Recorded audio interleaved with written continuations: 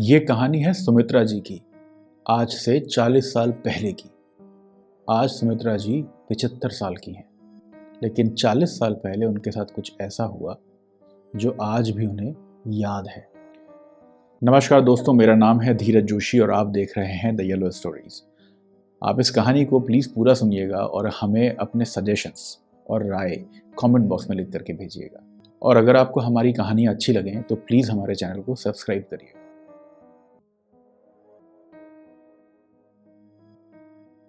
सुमित्रा जी अभी 75 साल की हैं और ये कहानी है 40 साल पुरानी। वो अपने 2 बच्चों नितिन और रौनक के साथ एक नए घर में शिफ्ट हो जाती हैं। उस वक्त रौनक 15 साल का था और नितिन 10 साल का, और वो रहते थे यूपी में। अपने नए घर में शिफ्ट होने से पहले सुमित्रा जी बहुत खुश थीं। उनको ये घर शहर में काफ़ी सस्ता मिल गया था, मगर शिफ्टिंग के पहले दिन से ही जो हुआ वो सुमित्रा जी आज भी याद करती हैं।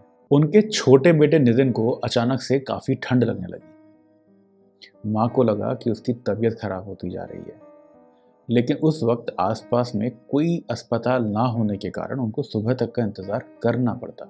और ये रात सुमित्रा जी और उनके बच्चों के लिए बहुत लंबी होने वाली थी। करीब 10:30 बजे नितिन बहुत ज़ोर ज़ोर से रोने लगा और मम्मी के पास जाके बोला कि मम्मी, मुझे बहुत बदबू आ रही है। उसी कमरे में उसका बड़ा भाई भी था।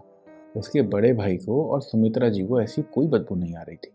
सुमित्रा जी ने घर पे रखा गुलाब जल तुरंत आसपास में छिड़का और साथ में हीटर भी जला दिया। रौनक को डिस्टर्ब ना हो करके सुमित्रा जी ने उसको बोला कि तू दूसरे कमरे में जा करके सो जा। 12 बजे के आसपास उनका बड़ा बेटा रौनक रोता हुआ सुमित्रा जी के कमरे में आया और रोता हुआ बोला कि माँ, नितिन मुझे सोने ही नहीं दे रहा है, बार बार मेरे कमरे में आकर के मुझे हिला हिला करके उठा देता है। मगर नितिन तो पूरे टाइम सुमित्रा जी की गोद में ही सो रहा था।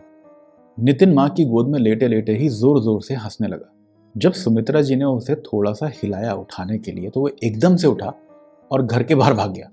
सुमित्रा जी अचानक से बहुत डर गईं। उन्होंने तुरंत रौनक का हाथ पकड़ा और पीछे भागी नितिन के। उस समय घर दूर दूर हुआ करते थे, रास्ते पर कोई नहीं दिख रहा था और रात का घना अंधेरा।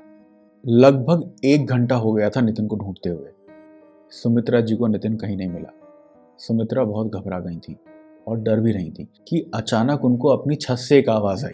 वहाँ और कोई नहीं बल्कि नितिन ही खड़ा हुआ था। ऊपर से कुछ चिल्ला रहा था, लेकिन सुमित्रा जी को नीचे कुछ समझ में नहीं आ रहा था कि वो बोलना क्या चाह रहा है। और अचानक से नीचे रौनक भी ज़ोर ज़ोर से रोने लगा। जब तक सुमित्रा जी नीचे रौनक को संभालती, नितिन फिर से गायब हो गया। बस इसके बाद सुमित्रा जी ने रौनक को अपनी गोद में उठाया और सड़क पर मदद मांगने के लिए चले गई। अच्छी किस्मत के चलते उन्हें सड़क पे एक गाड़ी दिखाई दी जो पुलिस की थी। उस गाड़ी में 2 पुलिस वाले थे। उन्होंने रोते हुए जल्दी जल्दी पुलिस वालों को सारी बातें बताई। पुलिस वालों ने सारी बातें सुनी, सुमित्रा जी को गाड़ी में बिठाया और तुरंत उनके घर की तरफ बढ़े। मगर घर में घुसने के बाद पुलिस वालों ने जो देखा वो देखकर खुद भी डर चुके थे और अब उन्हें सुमित्रा जी पे बिलीव हो गया था। नितिन, वो 10 साल का छोटा बेटा, अपने ही कमरे में रखी एक अलमीरा के ऊपर बैठा हुआ था और बहुत गंदी तरीके से कुछ खा रहा था। जब इन्होंने पास जाके देखा तो वो एक मरी हुई बिल्ली थी जिसे नितिन कच्चा खा रहा था। सुबह हो रही थी और कुछ समझ में ना आने पर पुलिस वालों ने नितिन को पकड़ के एक कुर्सी में बैठा करके बांध दिया और पुलिस वालों ने सुमित्रा जी को बोला कि इसको तुरंत बालाजी के मंदिर लेकर के जाओ। मगर सुमित्रा जी उसे अपने गांव कुमाऊं ले जाने का फैसला करती हैं। वो वहाँ पे कुछ ऐसे लोगों को जानती हैं जो ये भूत प्रेत बाधाओं से उनका पीछा छुड़ा सकते हैं। अभी इस घर में उनका पहला ही दिन था, मगर सुमित्रा जी ने बिना देरी किए तुरंत एक गाड़ी बुक करी और बच्चों को लेकर के अपने गांव निकल गई। उनके घर से उनके गांव तक का रास्ता लगभग 12 घंटे का था।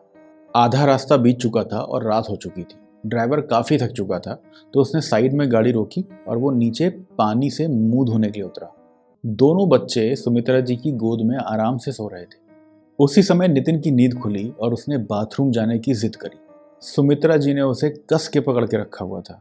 ये देखकर ड्राइवर ने बोला कि मैडम, चलता हुआ रास्ता है, आप उसको बाहर आने दीजिए, हम थोड़ी देर में चले जाएंगे। और इतना बोल करके उसने पीछे का गेट खोला। नितिन की आंखें तुरंत पीछे की तरफ पलट गईं, यानी कि नितिन की आंखें पूरी सफ़ेद हो गईं और वो ड्राइवर से बोला, मुझे भूख लगी है, मुझे मांस चाहिए।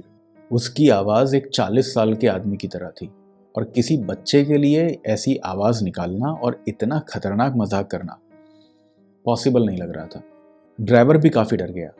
वो यहाँ से आगे नहीं जाना चाहता था, लेकिन एक माँ के साथ 2 बच्चों को देख करके उसे भी थोड़ा तरस आ गया। तो उसने डिसाइड किया कि वो गांव तक छोड़ करके आएगा, और जैसे तैसे डर के वो वहाँ से आगे निकले।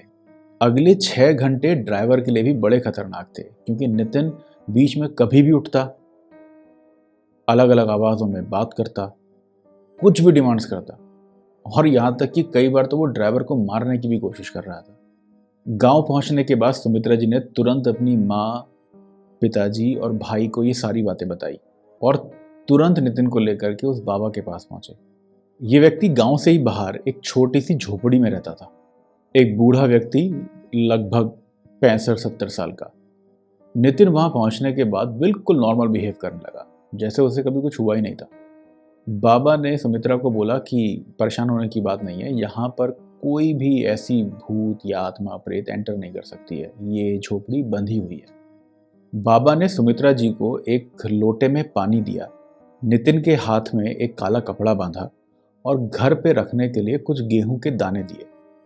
बाबा ने बोला कि घर जाके 3 बजे सुमित्रा जी को अपने बेटे के हाथ पे से ये काला कपड़ा उतारना है, उसमें दिए हुए गेहूं को बांधना है, और फिर बाहर जा कर के कहीं पे मिट्टी के अंदर गाड़ देना है।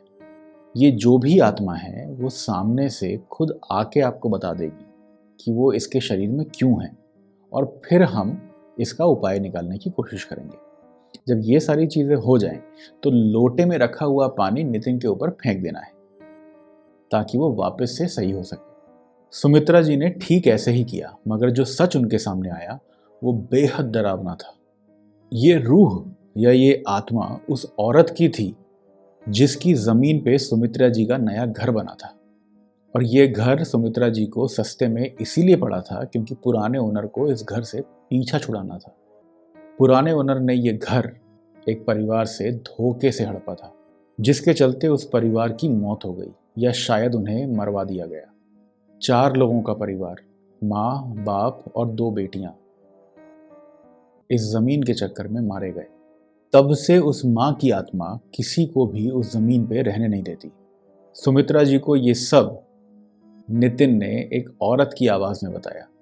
सुमित्रा जी ने बाबा के बोले अनुसार तुरंत वो पानी नितिन के ऊपर डाला, नितिन नॉर्मल हुआ, और सुबह फिर से सुमित्रा जी वो बाबा के पास गईं। बाबा ने सब कुछ सुना और बोले कि अब यहाँ से कुछ नहीं हो सकता, हमें उसी घर में जाकर के कुछ पूजा, कुछ तंत्र क्रियाएं करनी पड़ेंगी, और फिर ये मामला शायद शांत हो जाए। मगर सुमित्रा जी ने ऐसा करने से मना कर दिया। कुछ ही दिनों में सुमित्रा जी ने वो घर एक संस्थान को दे दिया, जहां पर अनाथालय खोला गया। सुमित्रा जी का कहना है कि उन्होंने एक माँ होने के नाते दूसरे माँ का दर्द समझा। इस दौरान उस बाबा ने भी सुमित्रा जी की बहुत मदद की, और अपनी तरफ से जो भी पूजा पाठ क्रियाकर्म हो सकते थे वो किया कि नितिन जल्दी से जल्दी ठीक हो सके। और नितिन कुछ दिनों में सच में ठीक होने लगा। आज सुमित्रा जी के दोनों बच्चे बाहर सेटल्ड हैं, और सुमित्रा आज भी बीच बीच में उस अनाथालय में जाया करती हैं। सुमित्रा जी कहती हैं कि वो आज भी उस आत्मा को कई बार महसूस करती हैं, मगर अब वो आत्मा गुस्से में नहीं बल्कि शांत है। सो दोस्तों, ये थी कहानी सुमित्रा जी की, आज के उत्तराखंड से। इस कहानी के अंत में मैं बस इतना ही कहना चाहूँगा कि कोई कैसे किसी और को बेघर करके अपना घर बसा सकता है। अगर आपको हमारी ये और बाकी कहानियाँ अच्छी लगें तो उन्हें शेयर एंड लाइक करिए, और हमारे चैनल को सब्सक्राइब करना मत भूलिएगा। मैं जल्द ही मिलूंगा आपसे कुछ ऐसी नई कहानियों के साथ। तब तक के लिए नमस्कार।